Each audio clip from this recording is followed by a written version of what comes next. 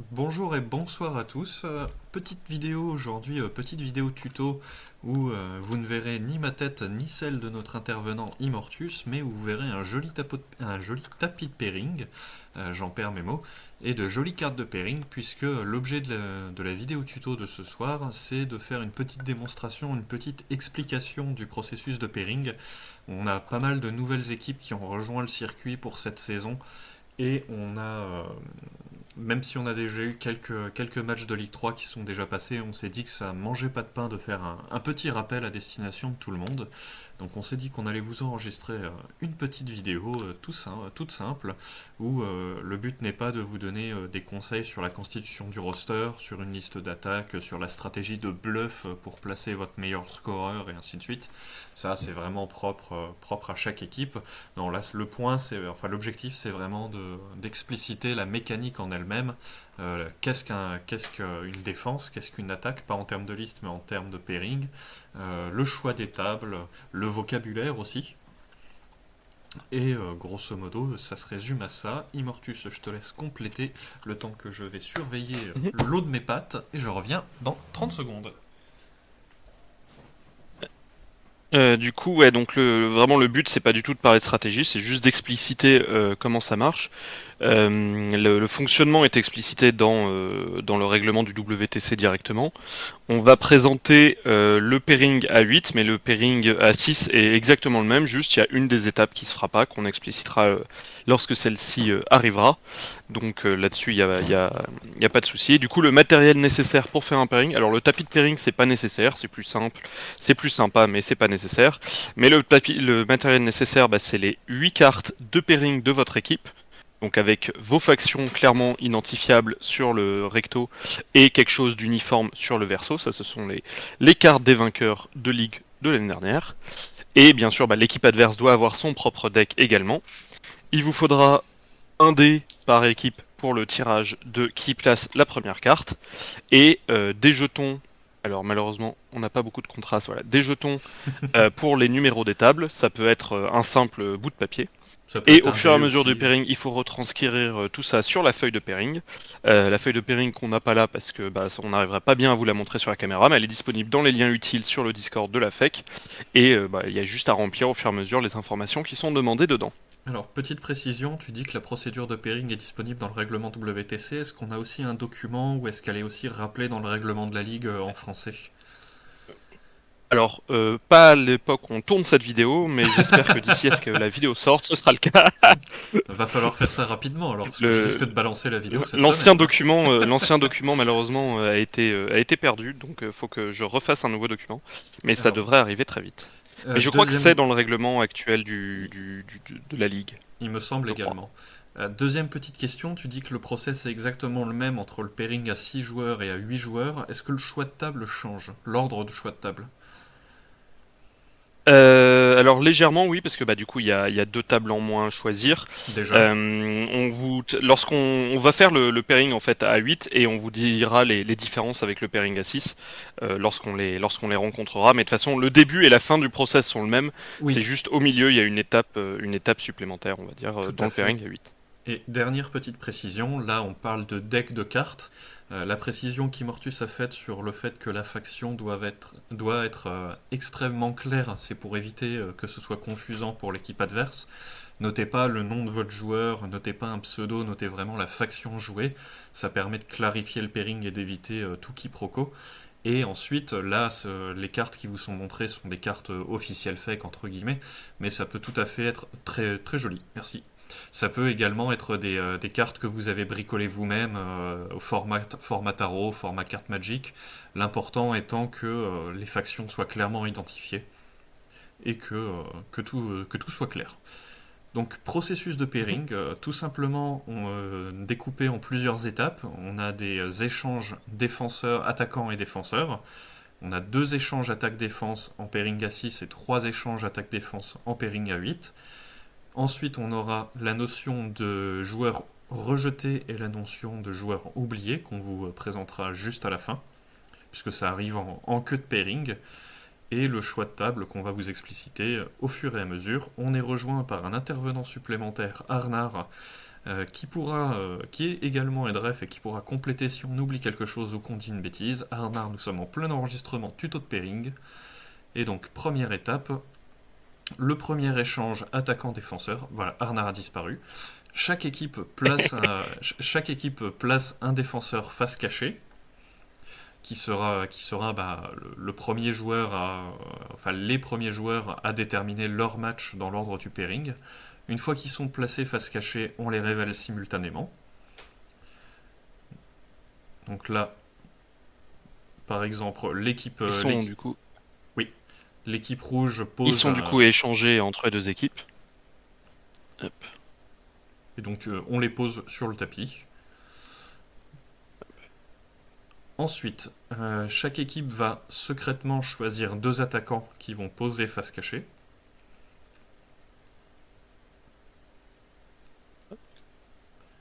Donc là, on est vraiment sur la notion défenseur-attaquant en termes de vocabulaire de pairing, pas sur une liste de défense, une liste d'attaque. Chacun considère la construction de son roster et l'archétype de liste comme il l'entend, mais là, c'est vraiment la typologie propre au pairing. Une fois que les attaquants sont placés, ils sont révélés simultanément. Et chaque équipe en défense va choisir un de ces 2 attaquants pour affronter son défenseur.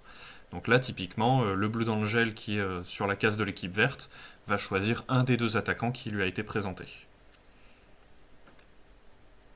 L'autre attaquant est rendu à l'équipe adverse. Il pourra être réutilisé plus tard dans le pairing. L'équipe adverse fait exactement la même chose. Et ensuite, on révèle tout ça simultanément. Donc, on sait que le premier match, ce sera Blood Angel contre Démon, si je vois ça correctement, et que le deuxième match sera Black Templar contre Death Guard. Et arrive la notion de TOS, donc de jet de dés, qui va déterminer quelle équipe a le choix des tables. Et je te laisse expliciter ceci le temps que je surveille ma casserole.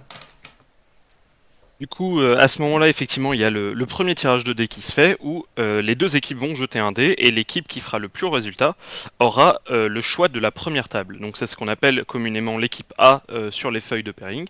Et donc là, on avait l'équipe verte qui avait posé le Blood Angel, l'équipe rouge qui avait posé le Black Templar. Ils ont chacun choisi leurs attaquants sur leurs défenseurs, rendu l'autre attaquant à l'équipe en question. Et ils doivent tirer au dé, et du coup là c'est l'équipe verte qui a fait 3, l'équipe rouge qui a fait 2, et donc ils ont le choix de la première table. Donc le Blood Angel, vu que c'est le défenseur, va pouvoir choisir sa première table. Donc là on va être en pairing à 8, donc il y a les 8 tables possibles, et imaginons, il veut une table pas trop chargée, si je dis pas de bêtises, les tables pas trop chargées c'est les tables numéro basse, il va prendre la table 2. Et ensuite, une fois qu'il a choisi sa table, le défenseur adverse, donc ici le Black Templar, le défenseur de l'équipe rouge, pareil, va choisir sa table et il va prendre une table un peu plus chargée, il va prendre la table 5. Alors, à nouveau, sans rentrer dans des conseils stratégiques, le choix de table est important parce que ce soit en layout WTC ou en layout FEC, il y a des tables qui vont arranger plus facilement des listes corps à corps, des tables qui vont arranger plus facilement des listes de tir, des tables avec des containers posés sur le chemin qui sont très embêtants pour les gros véhicules ou les unités qui ne passent pas à travers les murs des ruines. Donc c'est un choix qui a son importance. Et c'est pour ça que ça fait partie du processus de pairing. Une fois que la première séquence est faite, on recommence exactement la même chose, une seconde fois. Donc chaque équipe va poser un défenseur face cachée et le révéler. Alors là, bien sûr, je prends les cartes sur le dessus de la pile de chaque équipe, mais bien sûr, normalement, il y a une stratégie derrière. C'est juste que là, comme on ne s'intéresse pas à la stratégie, je prends les cartes les plus faciles d'accès. Exactement.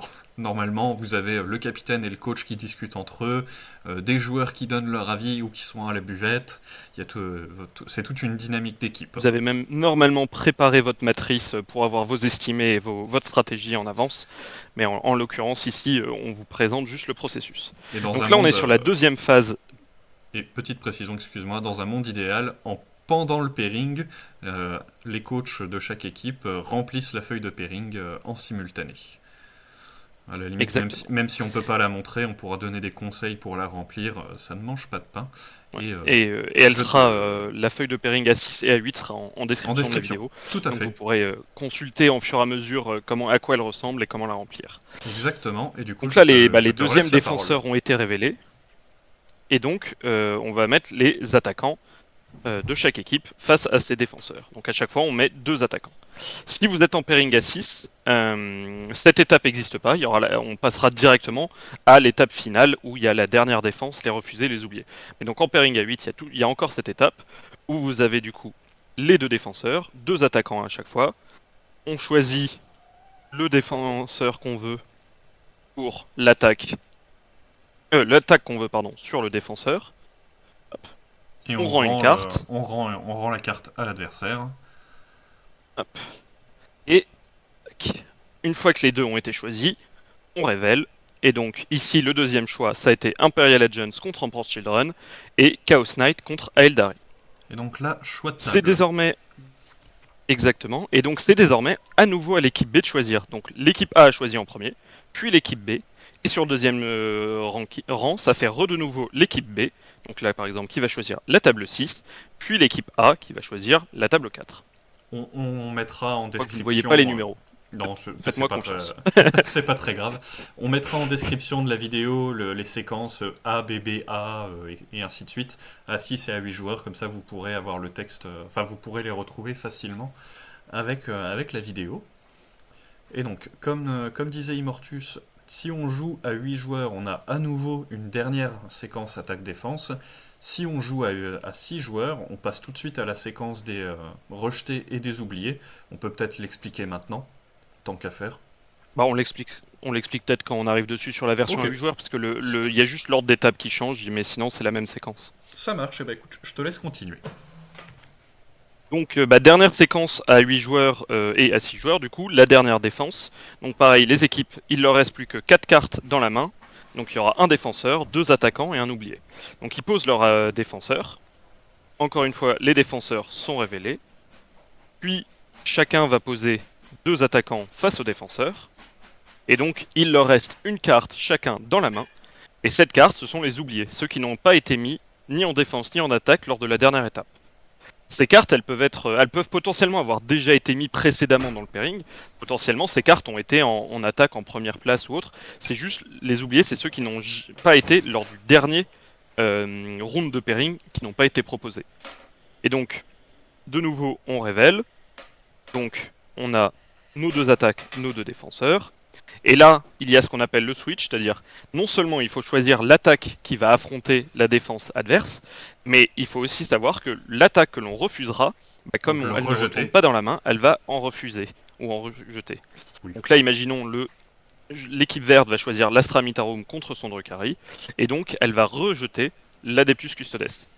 Et de la même façon, l'Auto-Empire va choisir le Génisseur Culte et va refuser le Grey Knight. Bien sûr, encore une fois, ce choix se fait de manière simultanée, donc on ne sait pas au moment où on rejette contre quoi on va tomber.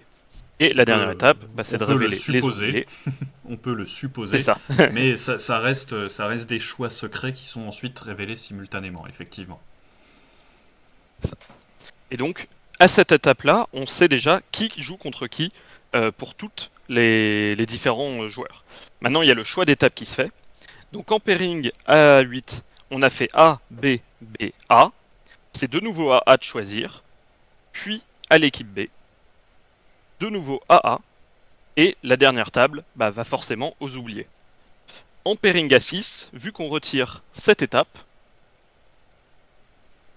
on a fait A, B, c'est à B, puis à A, et ensuite, de nouveau, à B, de choisir la table pour le 6e joueur et pour le 5e joueur, et donc par défaut la table pour le 6e joueur.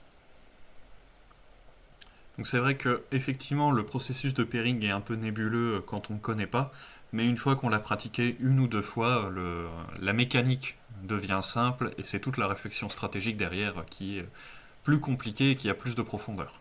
Mais la mécanique en elle-même reste assez simple. Est-ce C'est que ça. En gros, à moi je... chaque fois, c'est le principe de poser un défenseur en même temps, poser les révéler en même temps, poser deux attaquants en même temps, les révéler en même temps, choisir en même temps, itérer jusqu'à arriver au moment des refusés et des oubliés, où là il y a un peu plus de stratégie qui se met en jeu, parce que du coup lorsqu'on choisit nos deux attaques, on choisit également qui est-ce qu'on va oublier, et donc faut essayer d'anticiper l'oubli adverse. Et à l'inverse, et de la même façon, lorsqu'on choisit l'attaque face à notre défense, il faut choisir de manière synchronisée notre refusé ou notre rejeté. Et donc c'est là où le switch, on va dire, se fait, et la technicité, on va dire, se fait. C'est là où la partie la plus complexe du pairing. Mais une fois qu'on a pratiqué une ou deux fois, ça se comprend assez bien. Et ensuite, Maîtriser la stratégie, ça peut être plus compliqué, mais maîtriser comment ça se passe, ça va assez vite. chaque équipe a sa propre façon de faire, sa propre façon de bluffer, sa propre façon d'avoir plus de listes qui vont avoir des estimés 10-10, 9-11 contre beaucoup de listes, ou plus de listes scoreurs qui doivent essayer de sniper un match-up particulier. Mais ça, voilà, c'est vraiment propre à chacun, et on s'étendra pas sur la question. Est-ce que tu veux rajouter un dernier commentaire ou un petit mot de la fin? Et je pense qu'on peut clôturer le tuto. Euh, Bah du coup, ouais, donc ce qu'on a déjà dit, mais bien sûr pendant ce pairing, là le tapis de pairing c'est une aide visuelle, mais il n'est pas obligatoire. Ce qu'il faut, c'est avoir les cartes et les jetons pour pouvoir bien communiquer à l'adversaire ce que vous faites. Et il est indispensable que vous recopiez au fur et à mesure ces informations sur la feuille de score qui est fourni en format papier sur la feuille de ronde, afin, avec notamment les pseudos des joueurs tels qu'ils sont décrits sur MHQ, donc mettre bien les pseudos, et pour avec les numéros de table, les pseudos qui a été choisi, etc. Et au fur et à mesure, remplissez cette feuille de score une fois que les scores, cette feuille de pairing une fois que les scores tombent, pour que l'arbitre ait bien le suivi exact de ce qui s'est passé pendant la ronde. C'est ça, et c'est extrêmement important de la remplir correctement. Déjà, comme tu disais, avec les pseudo MHQ des joueurs, parce que si vous notez juste Eldar ou le prénom de tel joueur qu'on connaît que par son pseudo, ça va pas être ergonomique, on va dire, pour les arbitres de savoir qui est qui. Et surtout, la feuille de ronde, une fois que la ronde est terminée, qu'elle a été bien remplie par les deux équipes et qu'elle a été signée par les deux capitaines ou les deux coachs, elle fait foi pour les résultats. Donc, elle permet également de comparer ce qui a été rentré dans MHQ. Est-ce que c'est raccord avec toutes les fiches de score individuelles? C'est vraiment un outil de contrôle et un outil de sécurité pour s'assurer que ce qui, à la fin de la ronde, est rentré dans MHQ est correct.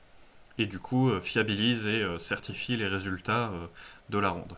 Donc, évitez de la raturer complètement, remplissez-la correctement, consciencieusement, ça prend pas énormément de temps et ça facilite la vie de tout le monde. Et voilà, je n'ai rien de plus à en dire, si ce n'est du coup te remercier Immortus d'avoir prêté tes petites mains et ta caméra pour faire le tuto, et de souhaiter une bonne soirée à tout le monde. Bonne soirée à tous.